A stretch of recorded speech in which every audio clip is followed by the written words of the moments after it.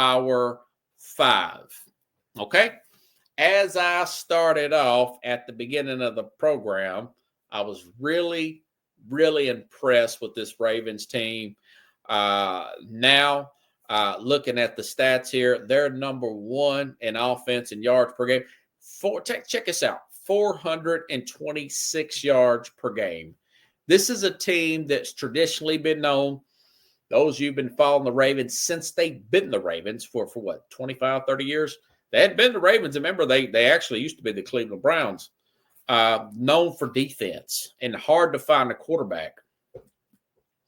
But the number 1 offense in the league, 426 yards per game, better than Detroit. By the way, now their second rush defense, they were the number 1 run defense in the league. I want to say Minnesota's number 1 now, but their second run defense put 30 on the league's best points defense last night in this Charger team. They still do give up plays on the back end, but I can see a run after their bye in 2 weeks. I mentioned that at the beginning of the program. I can really see this team hitting the ground running and possibly taking that run going into the playoffs, and possibly if they get the right draw, they could get to the Super Bowl, this Ravens team. But then again, I mean, Buffalo's getting healthy. Buffalo can take their own bye week. They're so far ahead in the AFC East. Then, of course, you got Kansas City. They don't want to draw Kansas City. They don't want to draw Pittsburgh. I think they beat Buffalo. They did beat Buffalo, beat the crap out of them early this season. It's really containing Derrick Henry. That's the big issue there. But they're number 5 on my Power 5. All right. Now, Buffalo's number 4. They fell down the notch without playing a team in front of them. They have more defensive. They do have more defense balance and depth. Going to have to see more out of them, more consistency per se. Their running game is still at times the Bills. My concern is they do rely on Josh Allen too much. I mean, they've gotten better at that, but they still want to rely on Josh Allen. Remember the big run he made in the Kansas City game before their bye week, which is a great time. Anybody that's got a bye week in November is really good. But they're on a bye week right now. And they have opened up the practice window for Matt Milano. That's huge. Best linebacker out there for them. Let's see how that plays out here. But we'll see. Like I said, big lead on the AFC East, can take their own bye week 18. They've got a lot of experience. They know they can beat the Chiefs in the playoffs. It comes down to a player or two. Now they're 0-3, but they're right there. The Chiefs never really destroy them. Not sure how they would match up against the Ravens. They would play better than they did in regular season. They had a lot of injuries, and Ravens beat up on them. But right now, I got them at number 4. Plus, they're going to be able to get healthy at tight end and wide receiver, too.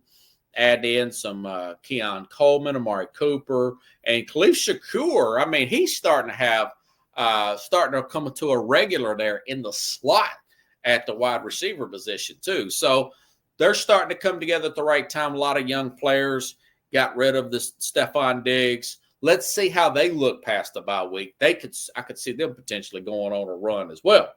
Okay. Now I've moved Philly up to number 3. I just opened up the program. They were the second story I was talking about here. 300 plus all-purpose yards. Saquon Barkley. He is on pace to get the all-time rushing record. This dude is really, really on a mission this year. Did not think he was going to play this well. And I talked about how well they're playing even without Travis Kelce and the older Lane Johnson.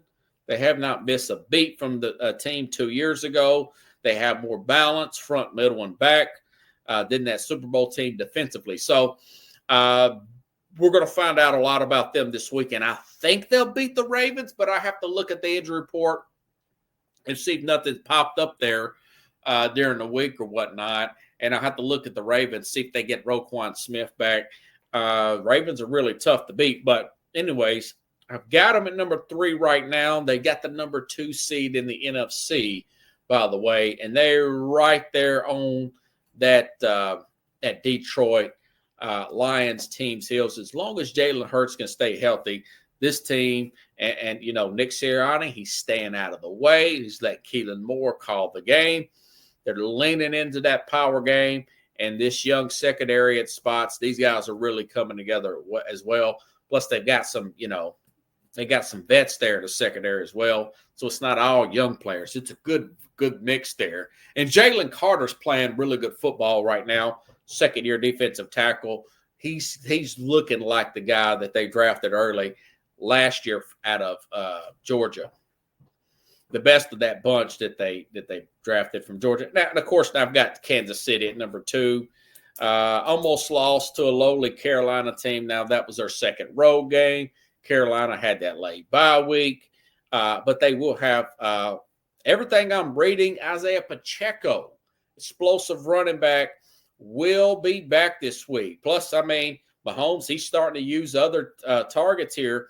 Noah Gray, I want to say he's had starting to get some touchdowns there taken away from Kels. We know Kels is a little older. They're working with what they got. They're getting better. You're getting Worthy involved with DeAndre Hopkins there.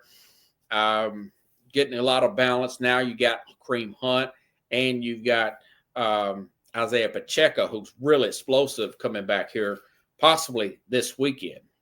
Or maybe was it Friday against the Raiders here. So really good stuff there. Let's see. And, of course, Detroit at number 1. I mentioned it, Kels. Let's see. They don't have to blow out every opponent. I'm talking about the Chiefs some more. But they can get it done in the playoffs. Ask the teams, Buffalo, Baltimore. They seem to get nervous when they play the Chiefs. And, of course, number 1, Detroit, crushing teams on the road, covering the point spreads by double digits. They're number 2 in rushing defense, number 5 in total. They are second in yards per game offensively. They're the most balanced team in the NFL right now. So, again, you got Detroit at number 1. You've got Detroit at 1. Kansas City at 2. Got the Chiefs at 2. Philadelphia Eagles at 3. The Buffalo Bills at 4. And the Baltimore Ravens have moved into the